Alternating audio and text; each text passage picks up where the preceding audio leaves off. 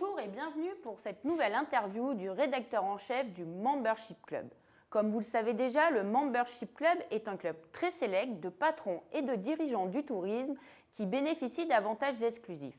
Ils ont notamment accès aux articles payants de Tourmag et à notre liste de diffusion WhatsApp. Aujourd'hui, j'ai le plaisir d'accueillir Nicolas Gerbal, directeur loisirs et tourisme de Showroom Privé.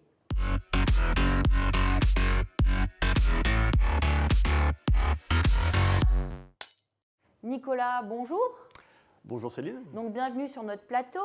Donc, est-ce que vous pouvez nous présenter l'activité voyage de Showroom Privé? Le voyage existe depuis une bonne dizaine d'années chez Showroom Privé, qui est un site de vente flash. On est agent de voyage et avec toutes les contraintes que cela et les responsabilités que ça incombe. Et nous sommes dans une phase, depuis la fin du Covid, d'accélération très très forte pour pouvoir apporter de la valeur à nos membres, qui est notre priorité, du contenu, de la qualité et de plus en plus de variété. Voilà. Donc c'est ma lecture de mon rôle sur cette mission. Donc Showroom Privé, rappelez-nous un petit peu, parce que ça a une forte audience, donc il y a quand même un intérêt pour les acteurs du voyage de passer par votre plateforme. C'est très juste. Peut-être, donc on est un deuxième acteur en France sur la vente flash. Et si je peux peut-être donner un petit recul sur la performance du groupe sur cette année 2022, ça a été une année pour le e-commerce en général pas évidente, mais on considère avoir fait une année très résiliente et démontrant la solidité quand même de notre modèle. Et notre stratégie, notamment par rapport à la premiumisation, qui a fait un vrai step en avant sur l'année dernière, en termes de partenariat de marque notamment. Également l'international, qui a été plutôt davantage résilient encore que le marché français. Et puis toutes les nouvelles lignes d'activité dont fait partie le voyage, qui ont permis au groupe de sortir avec des performances très honorables, et notamment sur un S2 qui a fini 5% au-dessus du S2 de 2021. 2021 qui était globalement une très grosse année pour l'ensemble du e-commerce. Et donc voilà, les tendances sont très rassurantes pour 2023.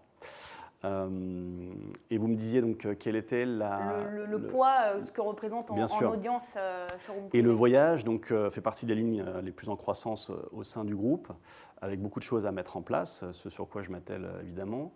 On a un poids qui est autour de 6-7% de notre activité, en croissance importante, avec des belles perspectives, et sachant que l'on a encore énormément de typologies de produits à proposer pour nos partenaires, pour nos clients. Pardon. Le voyage a repris, on va dire, du poil de la bête là, depuis début janvier, février. Les acteurs du tourisme notent une belle reprise depuis la pandémie, même si elle a commencé en 2022. Est-ce que vous vous inscrivez sur cette tendance ? Complètement. On a également eu alors on avait déjà fait une année 2022 qui était notre record. On a aussi un début d'année qui était au-delà de nos espérances. Donc très très satisfaisant au premier trimestre. Ensuite, depuis très peu de jours, je dois constater quand même un léger ralentissement par rapport à ce qu'on avait comme tendance sur ce premier trimestre, début de premier trimestre. Il semblerait que ce soit quand même un petit peu plus global au niveau du marché, en discutant un petit peu avec d'autres confrères. Mais c'est rien d'inquiétant par rapport, je pense, à cette année 2023 qui donne vraiment tous les indicateurs très positifs, que ce soit dans les différentes études que l'on peut lire à droite à gauche ou que ce soit dans les chiffres que l'on a pu voir jusqu'à présent. Mais c'est vrai que là, la fin de mars et tout début avril sont un petit peu plus, un peu plus molles que ce qu'on avait pu voir sur le début du trimestre. Showroom Privé est un acteur, on peut le dire, mass market. Est-ce qu'il y a un challenge pour vous par rapport justement au phénomène inflationniste et au contexte un peu économique en France ? Tout à fait. On l'a ressenti, nous, à la fois sur le reste des activités showroom, qui étaient très très forts, avec des problématiques logistiques, des problématiques de stockage et de capacité à accéder au stock très compliqué. Mais on a réussi malgré tout à se débrouiller pour faire des belles croissances. Et côté voyage aussi, on constate évidemment un niveau de tarifaire sur le long courrier notamment qui ne devient pas évident pour une frange de la population et qui doit certainement se rabattre un peu plus sur le moyen courrier. En tout cas, il semblerait que chez nous et aussi ailleurs, chez d'autres acteurs en général, le moyen courrier est beaucoup tiré son épingle du jeu. Et c'est assez logique. Et je rejoins aussi notamment là-dessus les propos de plusieurs confrères ou même de Jean-Pierre Masse qui explique très bien qu'il y a probablement, une partie peut-être de la population pour qui voyager en tout cas loin ça devient compliqué, qui se rabat sur d'autres types de voyages, mais c'est compliqué d'estimer ce phénomène-là, mais je pense aussi qu'il est présent, il est en jeu en ce moment. Pour Showroom Privé donc, et votre business unit voyage, quels sont les chantiers pour 2023 ? Alors, après avoir, commencé à bien enrichir notre offre, notamment sur le moyen courrier et aussi sur la France, avec de plus en plus de partenaires, l'idée, ça va être, grosso modo, de continuer à crédibiliser notre valeur ajoutée, notre promesse voyage, en continuant à enrichir justement ce catalogue et la qualité de notre offre et de nos deals. Donc ça passe par plus de partenariats, des expériences nouvelles. Et je dirais, il y a 3 grands chantiers qui vont aider à cela. D'une part, on va refondre totalement notre expérience client, donc notre front, qui est aujourd'hui un petit peu dépassé, il faut être lucide. On travaille avec Orchestra sur le sujet et on va sortir de belles choses normalement bientôt. Ça va permettre de revisiter, rendre beaucoup plus agréable l'expérience d'achat.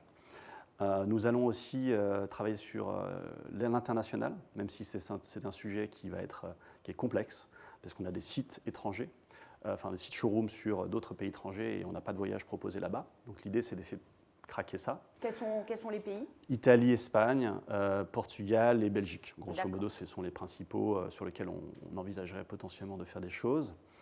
Et puis, il y a un gros morceau également qui concerne plus notre discours marketing. Quelle est la promesse, travailler la promesse que l'on souhaite proposer à nos membres et mieux leur expliquer notre ADN et la manière dont on peut apporter de la valeur et potentiellement une alternative aux grands autres players du marché, parce que je reste convaincu qu'on est un curateur et que notre rôle principal pour nos membres, c'est de simplifier l'acte d'achat. On est tous noyés dans la masse, entre guillemets, du choix, un peu le syndrome du Netflix, c'est-à-dire qu'il y a tellement de choix que finalement on a du mal à choisir. Et Showroom Privé, en tout cas c'est ce que je souhaite travailler, doit se positionner en simplificateur, curateur, sur la capacité à choisir des jolies vacances, des belles vacances qui vont satisfaire la famille facilement, voilà, avec la garantie d'un beau produit au meilleur tarif. Voilà. Parce que la notion de tarif reste quand même au cœur de notre promesse sur les années qui viennent. Un mot sur l'éco-responsabilité. Il n'y a pas une conférence ou une interview sans que on ne parle pas de ce sujet-là. Quelle est votre position à Showroom Privé ? D'abord, c'est de me former le mieux possible, déjà à mon niveau, et comprendre les enjeux et comment les adresser. Pour cela, j'essaie de discuter au maximum avec les gens pertinents et pouvoir aussi potentiellement lancer de futurs partenariats qui iront dans le bon sens. Voilà, donc c'est un peu mon approche. Donc on est encore au début de cette chose-là. Vous allez pas à pas, là. Stratégie, vous voulez vraiment, stratégie pas à pas, parce que le sujet est en effet très complexe. On travaille, je suis sur un segment mass market, même si on a quand même plus d'un tiers de notre base membre qui est CSP+, malgré tout, on est quand même mass market. Et quand on touche au mass market, évidemment, la notion de prix rentre clairement en ligne de compte, et par conséquent, le sujet n'est pas évident parce qu'il s'agit d'en réussir à expliquer, embarquer à la fois en interne et aussi les clients, et de la bonne manière, et sans aussi avoir non plus une incidence trop radicale sur la profitabilité du groupe, parce qu'on est censé quand même là pour aussi faire tourner une entreprise. Et c'est tout ça que j'essaie d'imbriquer pour l'instant les choses, petit à petit, et voilà, pour cette première phase. Et dans l'idée, je souhaite quand même concrètement faire apparaître des choses nouvelles sur le site avant la fin d'année, et qui auront pour but à la fois d'informer mieux, évidemment, le client sur son empreinte, et pour potentiellement l'accompagner sur des solutions, et puis nous aussi travailler sur peut-être un axe de sourcing, ou en tout cas d'approche produit, qui soit davantage en phase avec ces problématiques. Mais ce sera un long chantier qu'on entame. On prend donc rendez-vous pour fin 2023 pour voir ces nouveautés peut-être sur le site. Je l'espère bien, oui. Nicolas Gerbal, merci beaucoup. Merci à vous. Je vous dis au revoir et à bientôt pour une nouvelle interview du rédacteur en chef du Membership Club.